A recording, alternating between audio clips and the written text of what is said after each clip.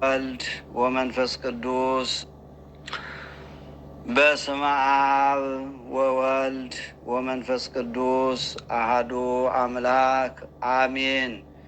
የተከበራችሁ የተወደዳችሁ የእግዚአብሔር ቤተሰቦች የእናታችን የእመቤታችን የቅድስተ ቅዱሳን የንጽሕተ ንጹሐን የድንግል ማርያም የቃል ኪዳን ልጆች እንደምን ሰነበታችሁ? እንደምን አደራችሁ? እንደምን አረፈዳችሁ? ልዑል እግዚአብሔር የአባቶቻችን አምላክ ፈጣሪያችን ስሙ ለዘላለሙ የተመሰገነ ይሁን። እንኳን ለቀዳም ስዑር ለትንሣኤ ዋዜማ በሰላም በጤና በሕይወት ጠብቆ አደረሳችሁ። ዛሬ ደግሞ የምንማማረው የምናየው ቀዳም ስዑር ለምን ቀዳም ስዑር ተባለች? የዛሬዋ ቅዳሚት በዓመት አንድ ቀን የምናገኛት የትንሣኤ ዋዜማ ወይም የስቅለት ማግስት ያለችው ቀዳሚት ለምንድን ነው ቀዳም ስዑር የተባለችው? ይህንን እናያለን። ቀዳም ስዑር ማለት ምን እንደሆነ ትርጉሙ እንዲገባን ልንማር ልናቅ ይገባናል። ሌላው ቅዳሜት ይቺ ቅዳሜት ለምለሚቱ ቅዳሜ ወይም ለምለም ቅዳሜ ትባላለች። ለምለም ቅዳሜ ትባላለች። ሶስተኛ ቅዱስ ቅዳሜ ትባላለች።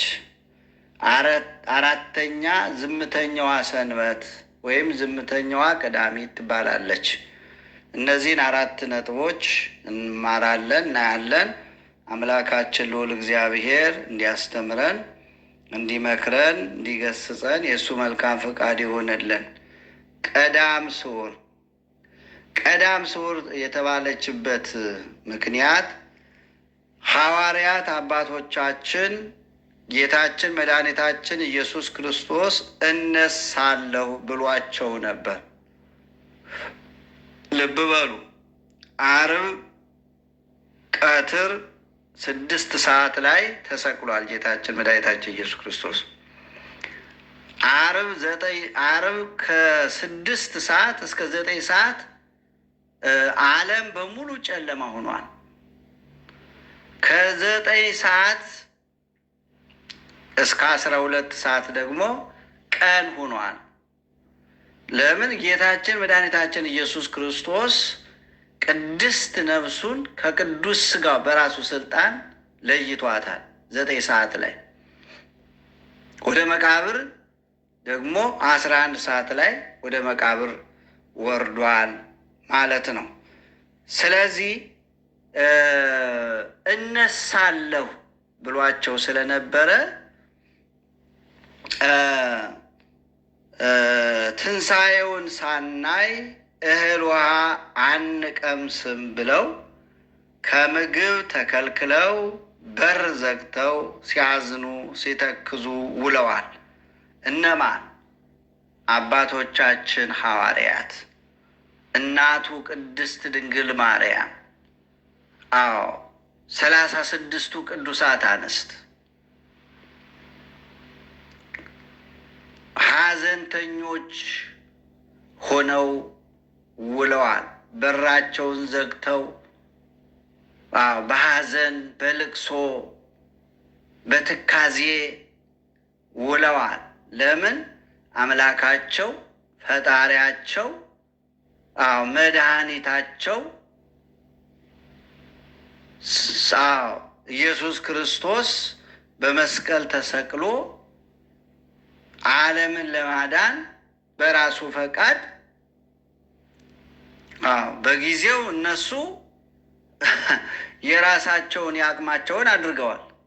ግን በራሱ ፈቃድ ነው ይህን ሁሉ መከራ የተቀበለው እና ስለዚህ በዚህ ምክንያት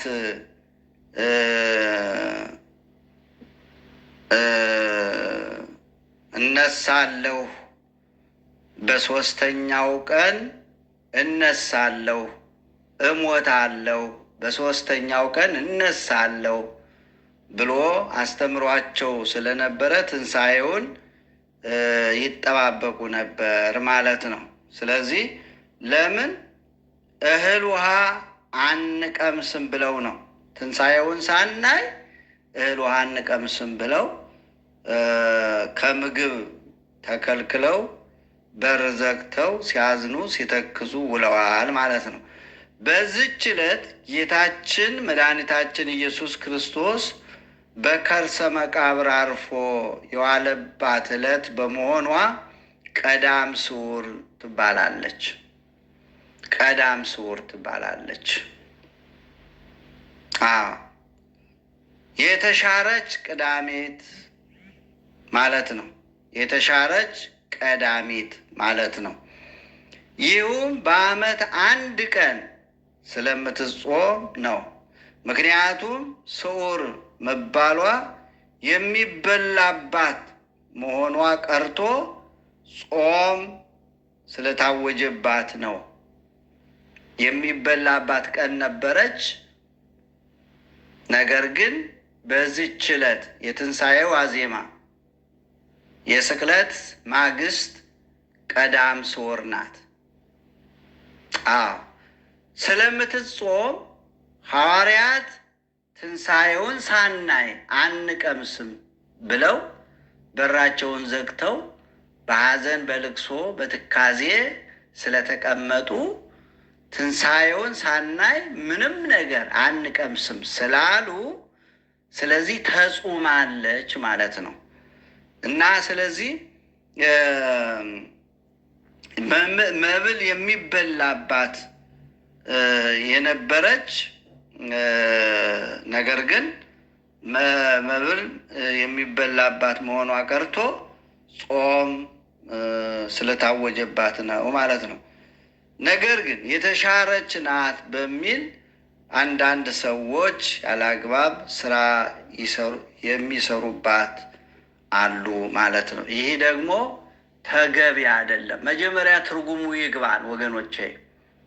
ቀዳም ስዑር የተባለችው የተሻረች ቅዳሜ የተባለችው በጾም ነው እንጂ በዓልነቱ አይደለም። በዓልነቱ አልተሻረም። ሰንበትነቱ አልተሻረም። ስለዚህ እግዚአብሔር ስራ የሰራባት እግዚአብሔር 6 ቀን ፈጥሮ በሰባተኛው ቀን ያረፈባት ይህች ዕለት ናት እና በዓልነቱን አይደለም የተሻረው እና በዚህ ምክንያት እንደዚህ የሚያደርጉ ሰዎች ትክክል አይደሉም ማለት ነው። በኢትዮጵያ ኦርቶዶክስ ተዋሕዶ ቤተ ክርስቲያን አስተምሮ የተከለከለ ነው ማለት ነው። የተሻረችው ለጾም ብቻ እንጂ ስጋዊ ስራ እንዲሰራባት አይደለም። ልብ በሉ። የተሻረችው ለጾም ብቻ እንጂ ስጋዊ ስራ እንዲሰራባት አይደለም። ይችን ምክንያት አድርገው ብዙ ሰዎች ይችን ዕለት ብዙ ስራ ሲሰሩባት ይውላሉ። የተሻረች ናት ቀዳም ስዑር ቀጠሮ ይይዛሉ፣ የስራ ቀጠሮ ይይዛሉ ሳይገባቸው ማለት ነው። እና የተወደዳችሁ ምዕመናን ሊገባችሁ ይገባል ማለት ስጋዊ ስራ መስራት አይገባም። እንደ ሁልጊዜዋ ቅዳሜት በዓልነቷ ሊከበር ይገባል ማለት ነው። ስለዚህ በዚች ቀን ልክ እንደ ሐዋርያት ከቤት ሳይወጡ ሳይባዝኑ ስለ መከራው መጻሕፍትን እያነበብን ወይም እያነበቡ በቤተ ክርስቲያን ሳንለይ ትንሣኤውን በተስፋ የምንጠባበቅባት እንጂ ተሻረች በሚል ግምት ስጋዊ ስራ ምድራዊ ተድላ ደስታ ልንፈጽምባት አይገባም ማለት ነው። አይገባም ወገኖቼ።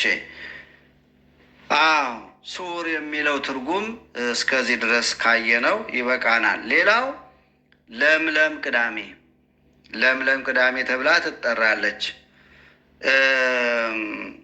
ከላይ እንዳየነው እንግዲህ ቀዳም ስዑር ተብሎ ስዑር የሚለው ቃል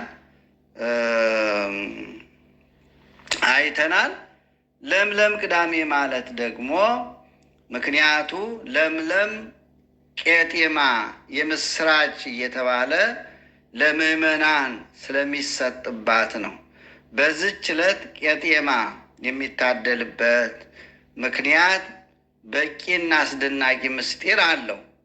የቄጤማው ታሪካዊ አመጣጡ በአባታችን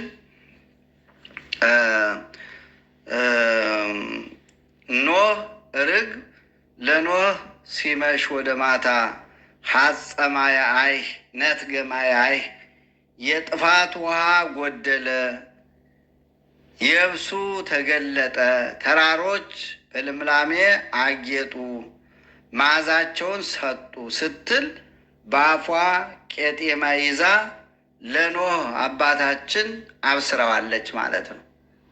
አዎ አብስራዋለች። ለኖህ አባታችን ርግብ አብስራዋለች። ከእሷ በፊት ቁራ ልኮ ነበረ።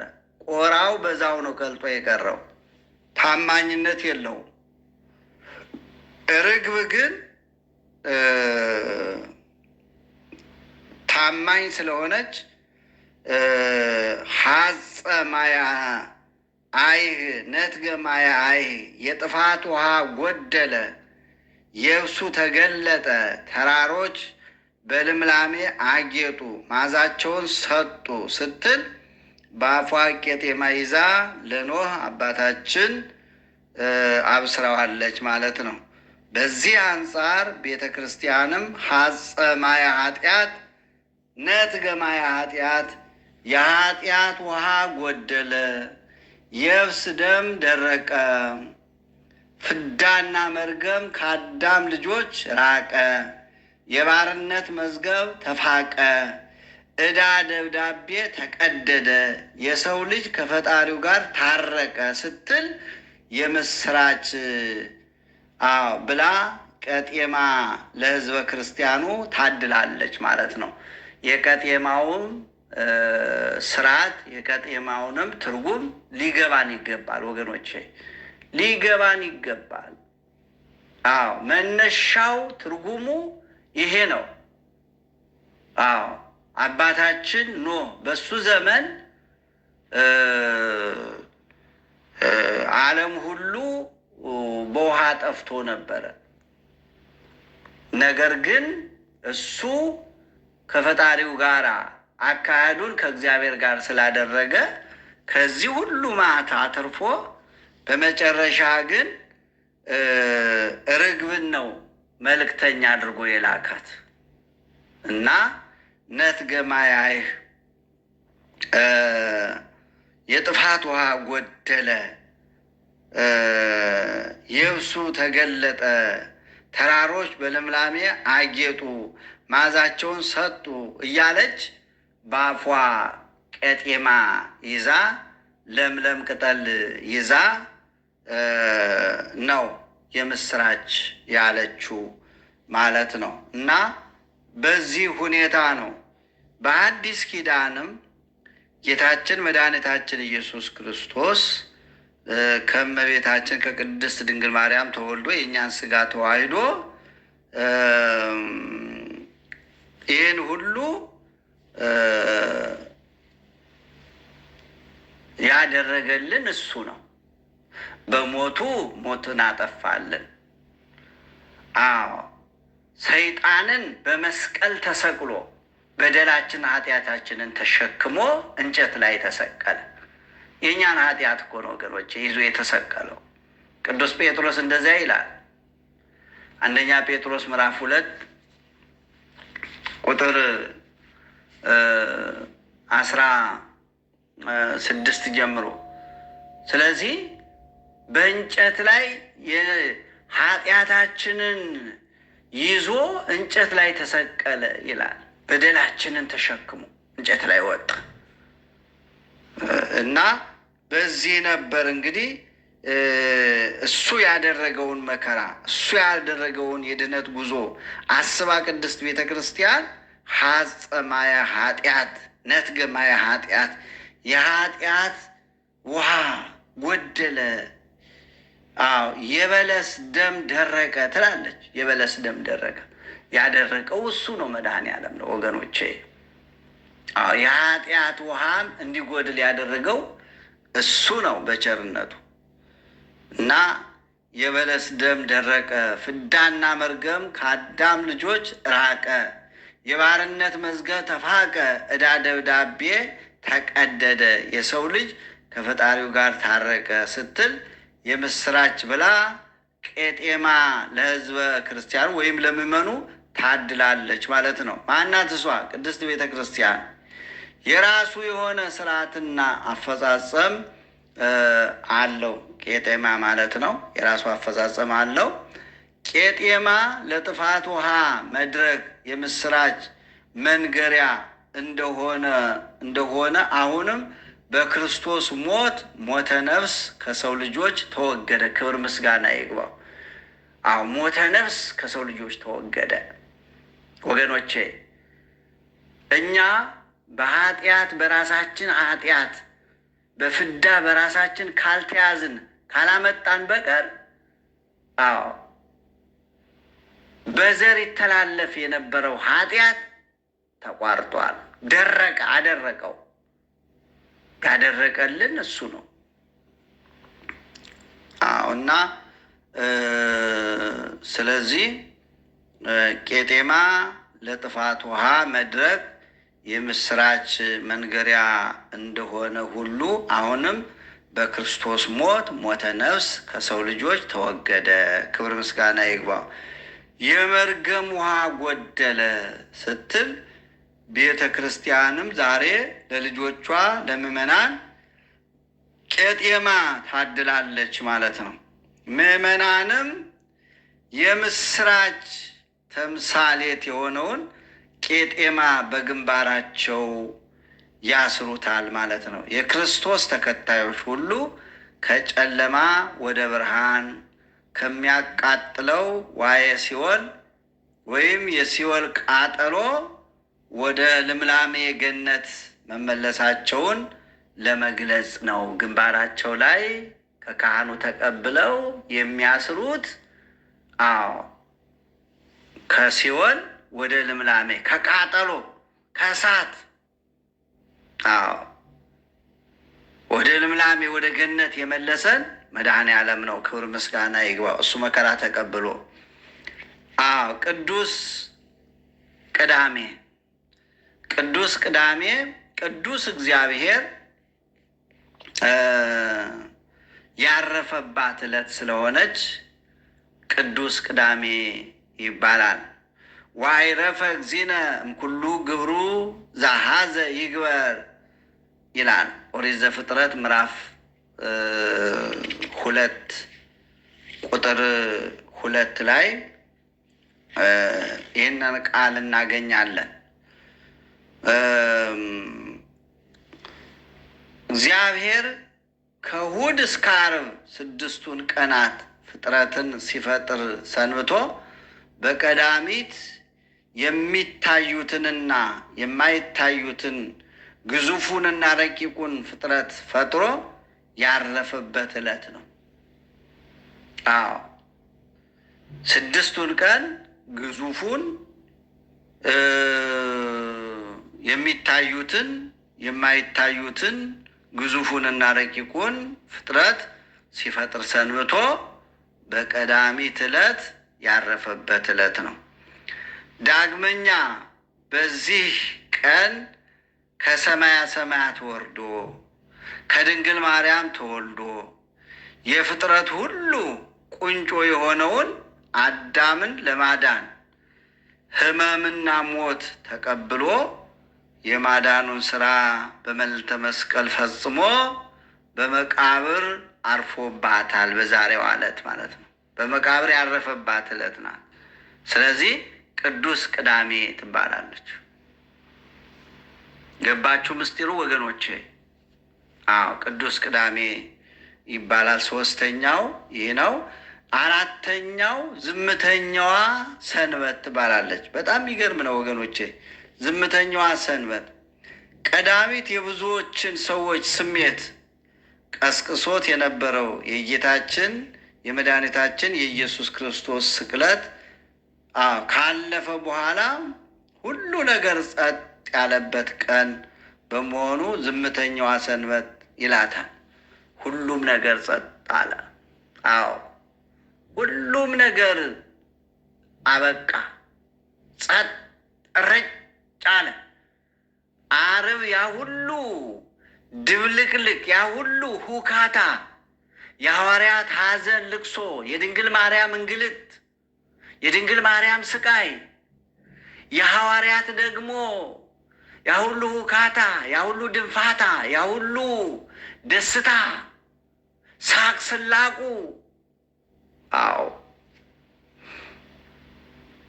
ጌታችን መከራ በመቀበሉ ሲንገላታ አይተው ደግሞ እናቱ ቅድስት ድንግል ማርያም ሐዘንተኛ ነበረች፣ ጭንቅ ውስጥ ነበረች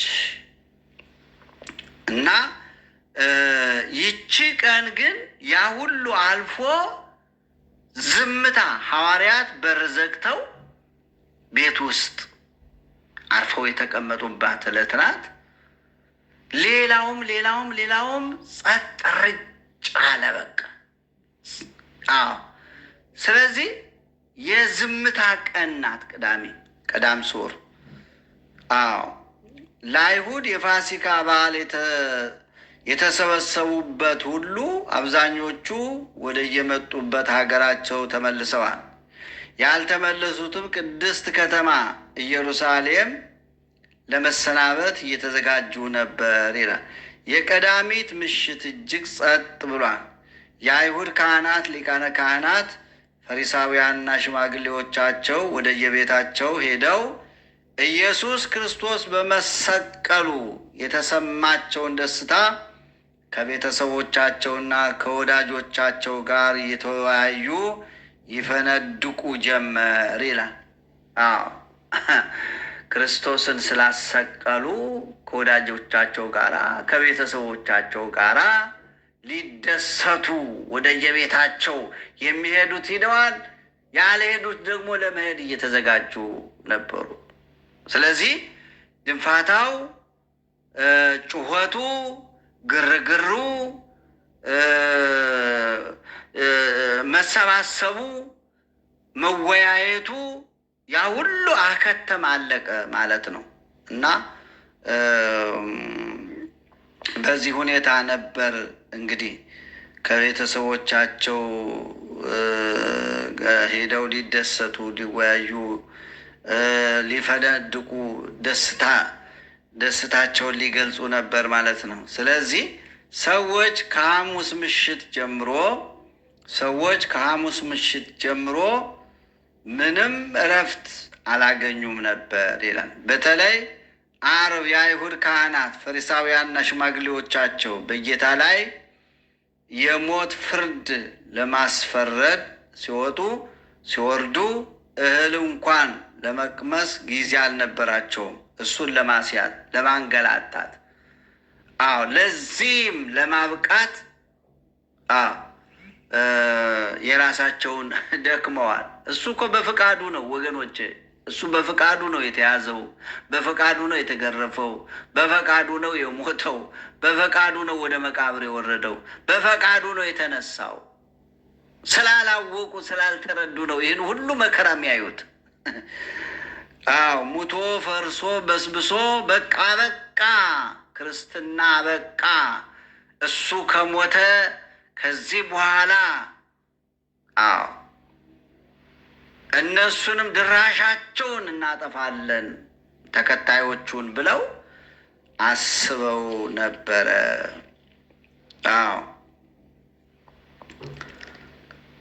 ስለዚህ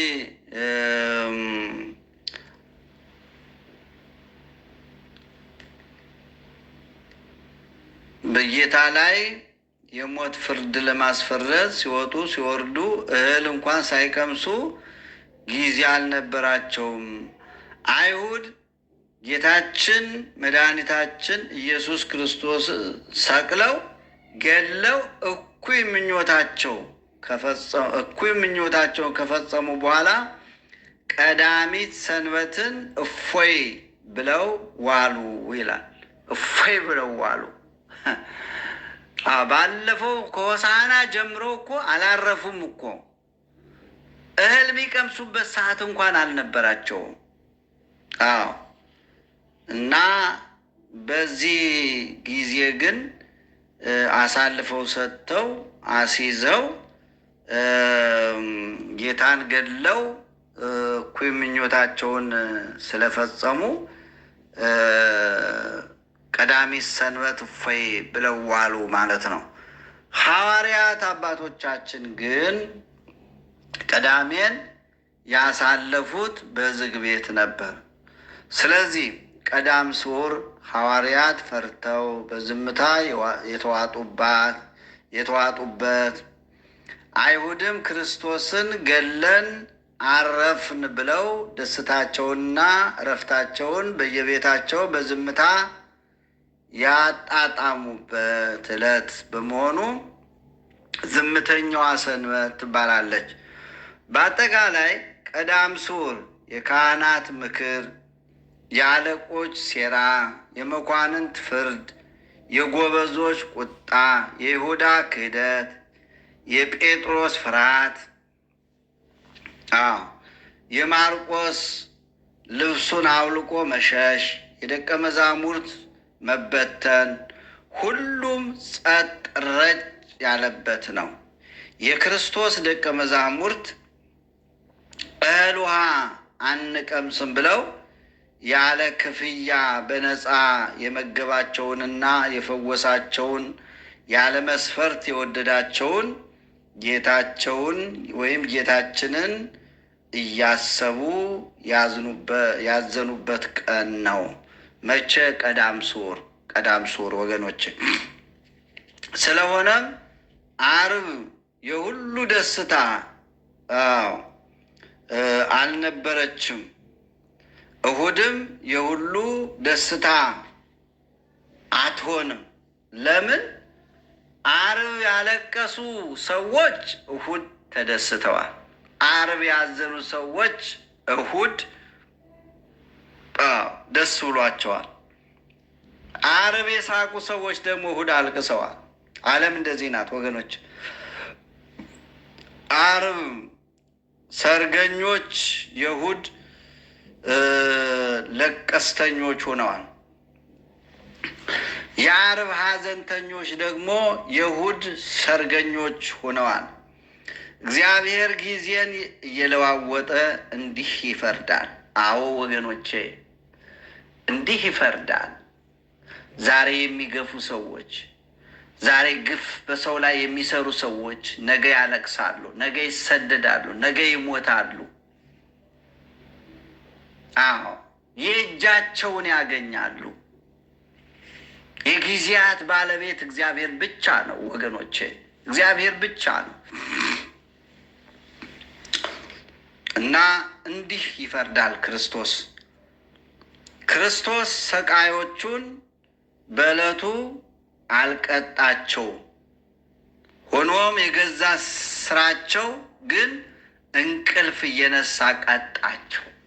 ዛሬ በሰው ላይ ግፍ የሚሰሩ ሰዎች እግዚአብሔር በጊዜው ወዲያው አያጠፋቸውም። ነገር ግን የሰሩት ስራቸው፣ የፈጸሙት ግፍ፣ የሰሩት ስራ እንቅልፍ አያስተኛቸውም። ሰላም ያሳጣቸዋል። ሰላም አያገኙም ወገኞቼ።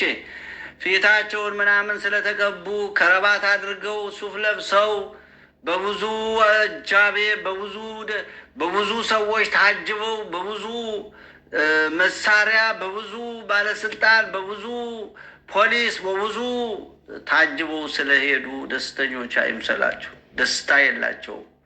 ደስተኞችም አይሆኑም። በምናቸው ደስተኞች ይሆናሉ? ሰውን እየበደሉ ደስታ አለ? የለም። እና በክርስቶስ ላይ የምንመለከተውም ይሄ ነው። እና በዕለቱ ባይቀጡም ሆኖም ግን የገዛ ስራቸው ግን እንቅልፍ እየነሳ ቀጣቸው። ሁልጊዜ ሰጭ፣ ሁልጊዜም ተቀባይ፣ ሁልጊዜ ተገፊ ሁልጊዜ ገፊ የለም። እግዚአብሔር ምስኪኖችን ያንገዳገደውን ጽዋ ተቀብሎ ለትዕቢተኞች ይሰጣቸዋል። የትዕቢተኞች ካባም ለትሑታን ይሆናል። ሰንበት አክባሪዎች የሰንበትን ጌታ ሰቀሉት። እነርሱን ባይገሉት ትንሣኤ የሚል ቃል አይኖርም ነበር። ክብር ምስጋና ይግባው። ትንሣኤ የሚል ቃል የመጣው ትንሣኤ የሚል የትንሣኤው ባለቤት ክርስቶስን ስለገደሉት ነው። ስለገደሉት ነው ትንሣኤ የሚል የተገኘውና ስለዚህ ባይገድሉት ኑሮ ትንሣኤ አልነበረም። ጠላት አንዳንድ ጊዜ ጥሩ ነው። ስለዚህ